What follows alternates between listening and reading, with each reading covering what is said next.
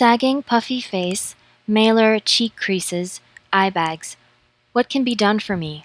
Any doctors in the NYC area? I am 24 and have had these malar creases for quite a while, but I am noticing them even more so over the past year, coupled with extensive facial sagging. I eat healthy, exercise, and drink plenty of water. I use several expensive anti-aging serums, moisturizers, and face masks every day. I don't smoke or drink alcohol. What can be done for me? Any doctor recommendations in my area? I live in NYC and want to look my best. I feel so self-conscious lately and finding myself covering my face constantly. Thank you for your question. You're 24 years old and you're noticing the malar creases are getting deeper over the past year or so, and you are describing your lifestyle as being generally healthy, which includes eating well and not smoking. And so you're looking for some suggestions as to what to do to help this area. Well, I can certainly share with you how I would have a discussion about this type of situation, which pretty much occurs every day in my practice. A little bit of background: I'm a board-certified cosmetic surgeon and fellowship-trained oculofacial plastic and reconstructive surgeon. I've been in practice in Manhattan and Long Island for over 20 years, helping people with facial appearance, whether it's from just genetic or aging changes, is the core of what I do in my practice every day.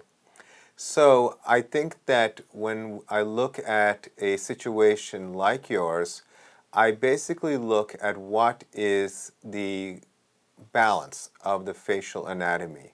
And essentially, when someone is young and is concerned about a relative deficit in an area of their face, it's obviously not due to facial aging.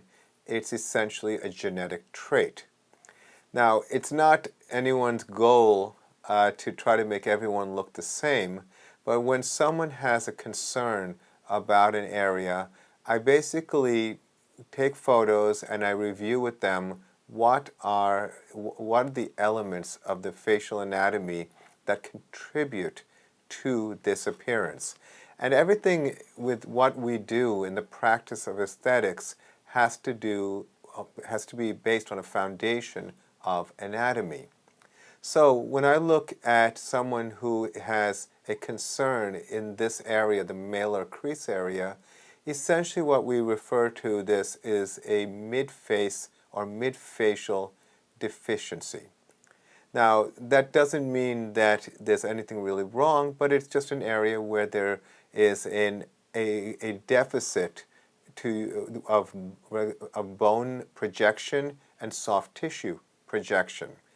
So when it comes to possible ways to improve this area, my go-to is to discuss different types of injectable fillers as well as different methods. One of the things that gets a lot of people confused as they do research in this area is that they get barraged by the name brands of different types of injectables and essentially find themselves looking for the best injectable. And I would state without any reservation that it's not about the quote best material, it's really about the doctor who uses the material and the judgment applied to placement of the material. Essentially, in my practice, we overwhelmingly use fillers from the two major filler companies, or I should say brands. One is the Restylane family of fillers, and the other is the Juvederm family of fillers. And so in a situation like yours, I would apply some of the same methods and principles as I do for facial aging. Facial aging is essentially a combination of different areas of volume loss, in particular bone loss. So when someone has facial aging, I employ a technique called structural volumizing. Structural volumizing is applying the principle of correcting volume deficit at the bone level using a long-lasting and robust filler, such as a Juvederm Ultra Plus or Juvederm Voluma. Placement matters. Level of placement matters. Volume of placement matters. So when I place volume in the mid-face at the structural level, which is between the bone and the muscle, the skin does not look like it's ballooned or puffy. A lot of people come in and are very concerned about not looking like, choose the celebrity that you don't want to look like, who has a rounded appearance. And even though they're healthy and very lean, their face looks pillowy.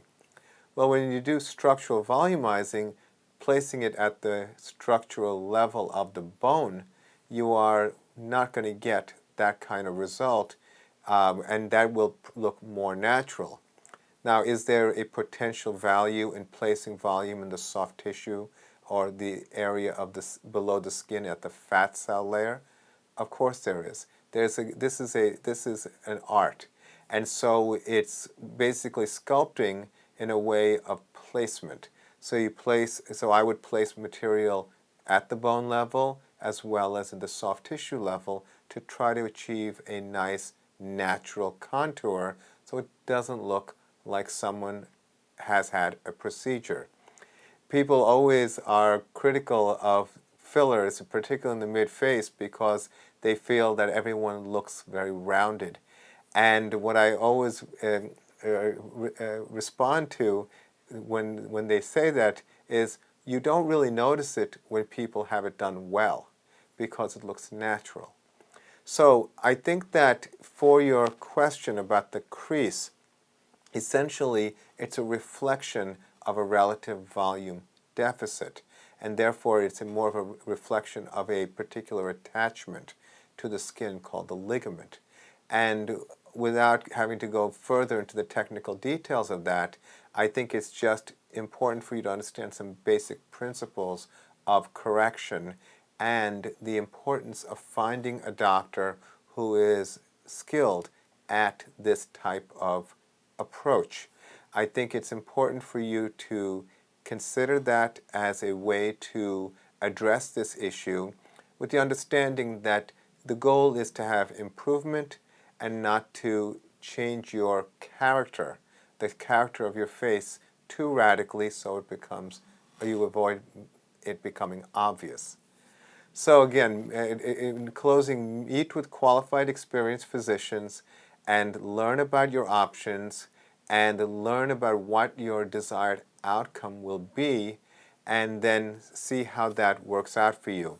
In my practice, I routinely have my patients come back after 2 weeks after injectable fillers so I can see how they look and see what volumes and placement areas worked best for them, and as well as what could be opportunities to make the areas look even better. So I hope that was helpful. I wish you the best of luck. Thank you for your question.